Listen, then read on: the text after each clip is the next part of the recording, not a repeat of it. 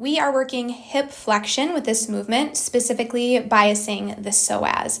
So with our setup, with the pulley, we want to be pulling from the outside, and then as the knee comes up, it will come in towards the midline. You'll need ankle straps on these, and if you need to shorten the length of the pulley at all, so you don't have to stand on as high of an elevation, just clip the carabiner above the ball stop as you see that I'm doing here, and then clip the carabiner onto your ankle strap. In order to have resistance at the bottom of the movement, we need to stand on an elevated surface for these.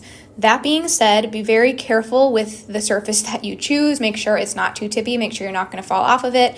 And be very mindful as you step up and down. Make sure you're hanging on to the bar in front of you. We want to choose an elevation just high enough so that as you fully straighten your working leg down in front of you, there is still some resistance remaining in the pulley. Remember, we want the pulley set over into the side slightly of the working leg, and from here, we are drawing the knee up and in towards the midline. With this, we want to be mindful of keeping the hips square and stable and not shifting too greatly at the hips. Here's an example of too much hip shift. Remember, we want the psoas to be doing the work. We want to be working hip flexion. We're not trying to work rotation here. So keep the hips stable and really focus on using your hip flexors to really draw that cable up.